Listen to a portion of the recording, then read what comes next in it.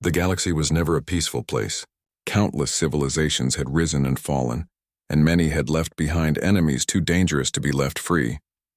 The Great Alliance of Star Nations decided long ago that the only way to protect themselves was to build something stronger than fear, stronger than war, something that could contain the very worst beings the universe had ever known. They called it the Eternal Prison. It was not built on any planet or moon. Instead, it floated deep within folded space, hidden in a place where even light struggled to move in a straight line. The walls were not made of stone or metal, but of bending fields of gravity and energy, shaped by technologies older than most civilizations. Inside, time itself flowed differently, making escape almost impossible. The prison was designed to be the final stop for warlords, tyrants, and creatures that had destroyed entire worlds. No army could reach them. No ship could survive the warped tunnels leading to the prison's heart. It was the perfect cage. When the prison opened, the wardens of the Alliance gathered. They brought ships filled with prisoners from across the stars. Some were giant creatures whose bodies burned with endless fire. Others were cold, calculating minds imprisoned inside machines. Some looked harmless but carried powers that could twist reality itself. Each prisoner was stripped of their weapons, drained of their strength, and locked away behind walls no mind could bend. Among the hundreds of prisoners transported on that first cycle, there was one mistake. His name was Daniel Carter, a human from Earth. Daniel was not a soldier, not a criminal, not even someone famous. He was part of a small exploration crew sent to chart the unknown edges of a star system. His ship had been simple, his mission peaceful, collecting data, scanning strange worlds, and searching for resources that might help his people back home. But fate does not always follow reason. Daniel's ship had been caught in the path of a prisoner convoy. Automated drones of the Alliance mistook his vessel for a smuggler's craft. His signals, his desperate attempts to explain, were drowned out by the strict systems that handled prisoner intake. He was captured, scanned, and marked as hostile lifeform. Containment required. To the wardens, Daniel was nothing but another alien they did not understand. They did not stop to question, because the prison did not allow questions. And so, without trial, without explanation, he was thrown into the eternal prison. Daniel awoke in a chamber filled with dim light. The air was strange, thicker than what he was used to. The ground was smooth and cold, and the walls glowed faintly as if alive. He touched the surface and felt vibrations like a heart beating far away. Confused, he looked around. The first sound he heard was not a voice, but a growl. From the shadows, something moved. It was taller than any human, with long arms ending in clawed hands. Its eyes burned faintly like embers in the dark. It studied him for a moment, then laughed, the sound echoing through the chamber. A human? They locked a human in here? The creature said in disbelief. Daniel stepped back, his heart pounding. He tried to speak, but the universal translator embedded in the walls carried his words for him. I think there's been a mistake. I don't belong here. The creature laughed harder. No one belongs here, and yet here we are. Other figures began to emerge, beings of different shapes and colors, each one dangerous in its own way. Some stared with curiosity, others with hunger. Daniel realized with a chill that he was surrounded by the worst of the galaxy, and he had nothing. No weapon, no ship, no way out. Far away, outside the prison, the wardens carried on with their duty. To them, Daniel's file was closed. His ship was destroyed. His presence was nothing more than a line in a report. Subject 4731 contained successfully. But inside, Daniel's presence was something else entirely. The prisoners had lived in balance for years. The strong bullied the weak, and the weak hid in corners, surviving day by day. But this fragile human was something new.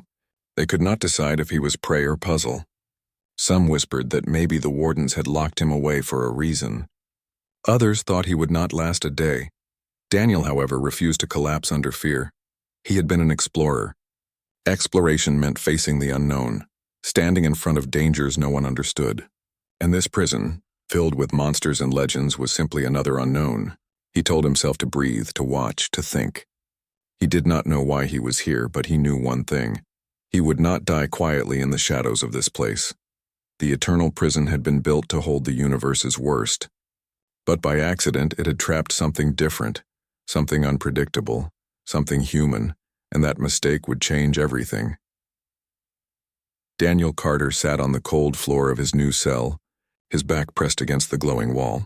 He had been inside the prison for less than a full cycle, and already he could feel eyes on him, watching, judging, waiting. The creatures around him were nothing like the stories humans told about aliens.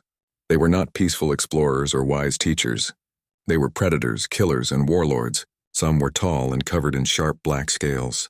Others shimmered like liquid metal, their forms never settling into one shape. A few looked almost harmless, with small frames and soft features. But Daniel had already learned that appearance meant nothing here. For hours he tried to keep to himself. He thought that if he stayed quiet, maybe the others would ignore him. But peace was rare inside the eternal prison. It began when a giant figure with armor-like skin stepped into his space. The creature's eyes glowed a faint yellow, and its deep voice carried across the cell block. "A human. I have heard of your kind, small, weak, soft. Why would the warden send you here?" Daniel stood slowly, his body tense. "It was a mistake," he said. "I don't belong here. I'm not one of you." The giant's mouth curved into something close to a grin. "Then you do not belong anywhere. That makes you prey." The creature's hand shot forward faster than Daniel expected. Fingers like iron wrapped around his arm and pulled him close. The other prisoners began to gather, some laughing, others watching with silent interest. Daniel's mind raced. He had no weapons, no technology, nothing but his wits. Years of exploration had taught him one thing: panic only made death arrive faster. He shifted his weight, letting his body go loose. Instead of resisting, he moved with the pull, twisting his arm just enough to slip past the creature's grip. The motion surprised his attacker, who stumbled forward. In that single heartbeat, Daniel grabbed a broken shard of wall crystal lying near the floor. It was sharp enough to cut his hand when he picked it up, but he didn't care. He raised it, holding his stance as steady as he could. "I don't want to fight," Daniel said, his voice calm. "But I won't let you kill me." The crowd went silent. The giant blinked, then let out a low growl. For the first time in years, one of its intended victims had escaped its grasp. Not by strength, not by power, but by speed and cleverness. The giant leaned close, its shadow covering Daniel. "You will not last long here, human, but perhaps you are not as soft as you look." With that, the creature turned away, leaving Daniel standing in the middle of the floor, heart pounding, hand bleeding slightly from the shard. The crowd broke into whispers. "Strange," one of the liquid beings muttered. "He tricked Groth without even striking," another said. "Humans. I thought they were nothing but primitives," a third hissed. Daniel did not answer them. He returned to his corner and pressed his hand against the glowing wall, the shard still in his grip. His chest rose and fell quickly, but inside something had shifted. He had survived. Hours later, as the strange prison lights dimmed to mimic a kind of night, Daniel heard footsteps. A smaller prisoner approached, a thin, bird-like creature with feathers of silver. Its eyes were sharp but not cruel. "You are human," it said softly. "I have heard rumors of your kind. Short-lived yet stubborn." Daniel looked up. "I just want to go home." The creature tilted its head. "Home? There's no home in here. Only survival. And you, human, may have just shown us something new." It walked away without another word, leaving Daniel with more questions than answers. The next day, things changed. Prisoners who once ignored him began watching him closely. Some tested him, asking questions, trying to see how he thought. Others kept their distance as if wary of something they could not name. Daniel realized that the eternal prison was a place of power and reputation. The strong ruled, the weak obeyed. But what he had shown was neither strength nor weakness, it was unpredictability. That made him dangerous in their eyes. Over the following days he began to adapt. He studied the prison carefully, memorizing the layout of his block, the timing of the shifting walls, and the behavior of those around him. He watched how food was distributed, how fights broke out, how alliances formed and dissolved. Every detail mattered. He also noticed that not all prisoners were monsters in their hearts. Some had been locked away for crimes of survival. Others had been betrayed or misunderstood. Not everyone wanted chaos. Some only wanted a chance to live with dignity. Daniel began to speak with these prisoners quietly at first. He listened more than he spoke, and slowly they began to trust him. For the first time since he arrived, he did not feel completely alone. But outside the walls, the wardens of the Alliance had begun to notice small disturbances. The reports showed unusual gatherings in certain cell blocks, whispers of order among the chaos. To them it was impossible. The prison had been designed to crush unity, to prevent organization. And yet something or someone was changing the balance. The wardens dismissed it as random chance. But deep inside the eternal prison, Daniel Carter was unknowingly reshaping the rules of survival. The human who was never meant to be there had become a spark. And sparks, in the darkest places, had the power to start a fire. Days turned into weeks, and Daniel Carter began to understand the rhythm of the eternal prison. It was not just a cage of walls and energy fields. It was a world with its own rules, its own fragile balance. The strong ruled with fear. The weak tried to hide, and the wardens who controlled the prison from outside rarely interfered unless there was a major riot. For years, this balance had kept the prisoners divided, unable to unite, unable to even think of escape. But Daniel was not like the others. He was not the strongest, nor the fastest, nor the most terrifying. What made him different was something far simpler. He thought like an explorer, not a prisoner. He asked questions others ignored. He looked at patterns others dismissed. And slowly he began to see cracks in the balance that no one else noticed. One evening, while sitting with the silver-feathered creature who had spoken to him before, Daniel pointed toward the shifting walls. "They move every 12 hours, he said. "Not random, controlled. There's a system." The creature tilted its head. "Why would that matter?" "Because if there's a system," Daniel explained, "then it can be understood. If it can be understood, it can be predicted. And if we can predict it, we can move before others do." The bird-like being blinked, then gave a soft chuckle. "You think differently, human. Most here only see the wall as a wall. You see it as a puzzle." Word spread quickly. Daniel's ideas were strange, but they worked. He showed small groups how to move during wall shifts to claim better ground, how to avoid fights, how to secure food before stronger creatures could take it. His methods did not rely on strength, but on timing and cleverness. Some prisoners began to follow him, not out of fear, but out of choice. They discovered that survival was easier when they listened to the human. This caught the attention of others. Groth, the massive armored creature who had first tried to crush Daniel, returned one day with a snarl. He watched Daniel leading a group of smaller prisoners through the food line, carefully avoiding a conflict between rival gangs. Groth's yellow eyes narrowed. "You are changing things," Groth rumbled. "The weak are not supposed to rise. That is the law of this place." Daniel stood tall, though his heart beat fast. "Maybe your law is wrong. Maybe everyone doesn't have to live in fear." The giant leaned closer, his hot breath sweeping over Daniel. "You are fragile. You should be broken, and yet they follow you." His voice dropped lower, filled with something between anger and curiosity. "Why?" Daniel met his eyes. "Because I give them something you never did. A chance." The crowd that gathered held its breath. For a long moment, Groth stared, as if deciding whether to strike. But then, to everyone's surprise, the giant turned away. "You will learn, human. This place breaks everything in time." Yet deep down, even Groth felt unsettled. The balance of the eternal prison had begun to shift. As the cycles passed, Daniel's group grew. It was not an army, not even a faction, but a network of prisoners who shared food, warned each other of dangers, and avoided needless conflict. He had no intention of leading anyone, yet leadership found him. Daniel did not demand loyalty. Instead, he listened.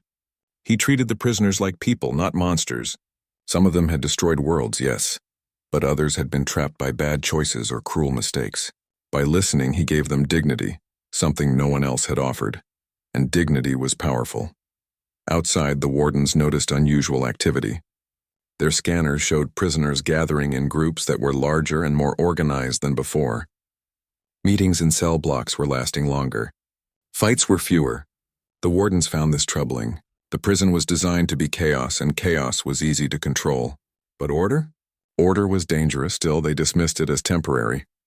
Inside, however, Daniel understood that change was real.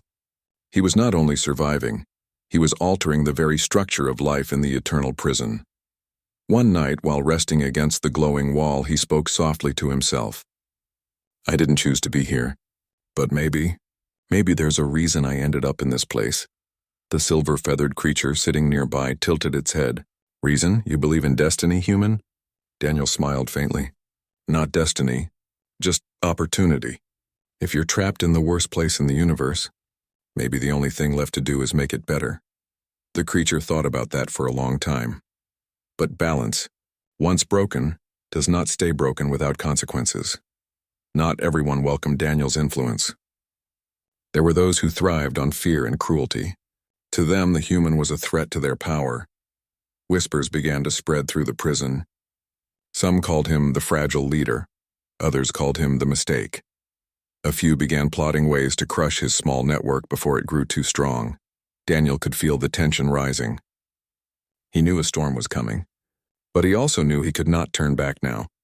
Too many lives, too many fragile hopes had started to depend on him.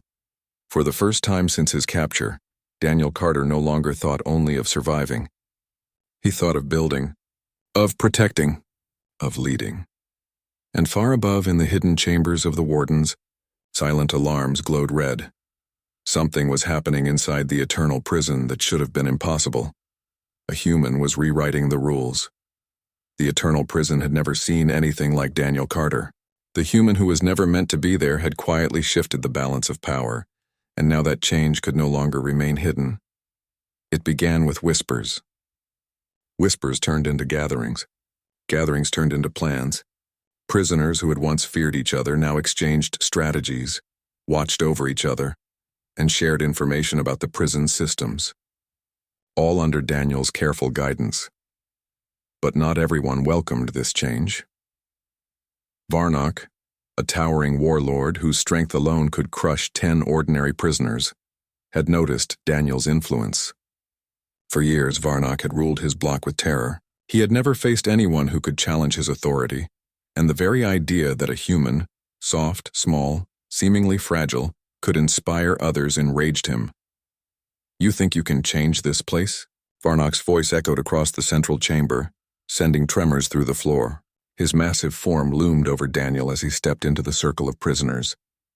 "This is my world, and I destroy anyone who defies me." Daniel stood his ground. His hands were empty. He had no weapons, no shields, nothing that could match brute force, but he had something Varnock did not understand: strategy and trust. "I'm not trying to rule," Daniel said calmly.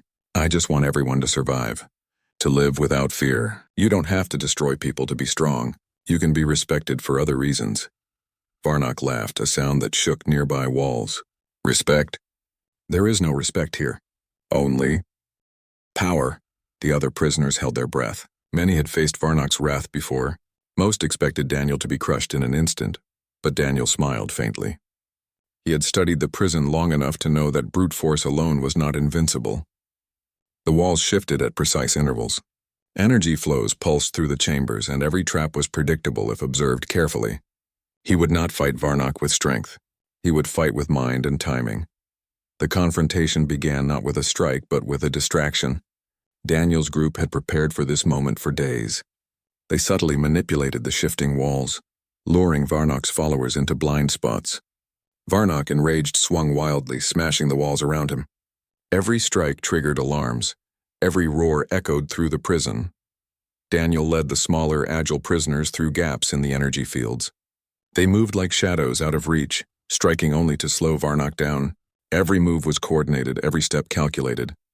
The other prisoners, inspired by Daniel's courage, joined in quietly, blocking Varnock's attacks, redirecting his power and containing his fury. For hours, the massive warlord fought, but he could not dominate the human or the small network surrounding him. And finally, exhausted and frustrated, Varnock paused, breathing heavily. His massive arms shook with effort. His pride stung more than his muscles. Daniel stepped forward, hands open. "This doesn't have to end in destruction. You can still choose a different way." The chamber went silent. Varnock stared at him, disbelief etched into every line of his massive face. Then slowly he let out a long, low growl and stepped back. For the first time in decades he had been bested, not by strength but by something he could not measure. The ripple effect was immediate. Prisoners across the block began to talk, whisper, and organize. They had seen the humans stand up to the strongest among them and survive. The idea that they could survive too, that they could exist without constant fear, began to spread like fire. Daniel did not claim victory. He did not boast. Instead, he worked quietly to guide, teach, and protect. He showed them how to move safely through dangerous corridors, how to share food fairly, and how to predict the patterns of the prison's shifting walls. Slowly, trust and cooperation replaced fear. But the wardens outside the prison were watching. Their monitoring systems flagged unusual activity. Prisoners were meeting, planning, and coordinating at levels that should have been impossible. Reports described an anomaly, a human, weak in appearance, inspiring order among chaos. The wardens sent warnings to each other, unsure how to respond. "This is not possible," one said. "The human should have been crushed long ago." Inside, Daniel did not wait for intervention. He continued to guide his small alliance, emphasizing one lesson above all. Survival is not about power, but about unity. And yet Daniel knew the rebellion had only begun. Varnock, though defeated for now, would not forget. Other warlords would watch, waiting for mistakes. And the prison itself, a machine designed to crush hope, was beginning to react to the change in dynamics. For the first time, Daniel realized the full weight of his situation. This was no longer about surviving. This was about changing the eternal prison from a place of fear into a place where even the worst could find a chance at something better. A spark had been lit. And from a spark, fires could grow. Daniel looked around at the prisoners who had started to trust him. Some had destroyed planets. Some had ended wars. Yet now, for the first time, they listened, learned, and worked together. He smiled faintly. "We are not free," he said softly to himself. "But we can make this place something more than it was." And somewhere deep inside the glowing walls of the prison, the energy pulsed in response, as if it too was sensing that a human had changed the impossible. The spark of rebellion had begun. The eternal prison had changed. Once a place of fear, chaos, and hopelessness, it was slowly becoming something else. The walls still pulsed with energy, the traps still clicked into place, and the warden still watched from above. But inside, hope had begun to grow, and it had a human at its center. Daniel Carter moved through the corridors, quiet but confident. He no longer feared the monstrous prisoners around him. He had learned their patterns, their strengths, their weaknesses, and they had learned to trust him, not because he was the strongest, but because he showed them a new way to survive. Word of his leadership had spread across blocks, reaching the highest-ranking prisoners. Even Varnock, the massive warlord who had challenged him, now followed from a distance, watching and learning. Others had joined Daniel's network, creatures who had once been feared by all, now working together for something more than survival. But change always brings attention. High above, in the hidden chambers where the wardens monitored every movement, alarms blared. Reports showed unprecedented organization, discipline, and cooperation among prisoners who should have been divided by fear. The wardens convened immediately. "This is impossible," one said. "Our systems are designed to prevent this level of order. There is a human influencing them." "Contain him," another ordered. "He cannot be allowed to continue." They unleashed security measures, energy pulses, and automated enforcement drones. But Daniel had anticipated some of this. Using his knowledge of the prison's patterns and traps, he guided his group to avoid detection. They moved swiftly, predicting the warden's attempts to control them, and in doing so, proved once again that human ingenuity could outmatch even the most advanced systems. Daniel gathered his group in the central chamber, where the energy flows intersected. "We don't fight with strength alone," he said. "We fight with knowledge, patience, and cooperation. If we act together, we can survive anything they throw at us." The prisoners listened, inspired by the calm determination in his voice. They had never been led like this before. Not by strength, not by fear, not by promises of freedom. Daniel offered something far rarer, a plan that worked, a hope they could hold on to, and a chance to live without terror. The wardens, growing impatient, decided to intervene directly. Massive energy gates opened, and drones poured into the central chamber. Their beams scanned for threats, their mechanical claws prepared to capture anyone who resisted. But Daniel had taught his group to move as one, to anticipate and to turn the environment to their advantage. Walls shifted. Energy flows redirected. Drones were trapped in loops, unable to reach the prisoners. The wardens could see everything on their monitors, yet they could not stop it. One human, small and unarmed, had outsmarted the most secure prison in the galaxy. Daniel moved among his group, guiding them through each challenge. He did not boast or shout. He simply observed, directed, and acted when needed. And every step, every decision reinforced something remarkable. Humanity's power was not in muscle or firepower. It was in resilience, creativity, and the ability to inspire others. Finally, after hours of maneuvering, the wardens were forced to withdraw. Their systems had failed to contain the prisoners' organization. For the first time in the history of the Eternal Prison, the wardens recognized a truth they had never accounted for. One human had changed everything. In the quiet that followed, Daniel stood in the center of the chamber, looking at the creatures who had once towered over him, who had once mocked him, and who now looked at him with respect and trust. "You've done it," the silver-feathered creature said softly. "You've changed the impossible." Daniel shook his head. "I didn't do this alone. You all made the choice to follow, to help each other. That's what matters. That's what makes us stronger than anything they imagined." The prisoners understood. They had survived not because of strength, but because of unity. They had learned to trust, to cooperate, and to act with purpose. They had learned that even in the darkest place, hope could grow, and somewhere in the prison's core, the energy walls seemed to pulse differently, as if acknowledging the change. Where the system had been designed to crush, it now held a different kind of power. The power of human influence, the power of ideas, the power to inspire change. Daniel realized that he might never leave the Eternal Prison. Perhaps the galaxy would never know what he had done here, but that did not matter. He had turned a place built for the universe's worst into a place where even the worst could find a chance to survive and grow. He smiled faintly, thinking of Earth, his home, and the people he had left behind. But he also thought of this prison, these prisoners, and the spark they had all shared together. It was a small spark, but it was enough to light a fire, and that fire would not go out. The human who had never belonged in the Eternal Prison had shown something extraordinary, that even in a world designed to destroy, the unexpected strength of humanity could change everything, and the universe would never be the same again.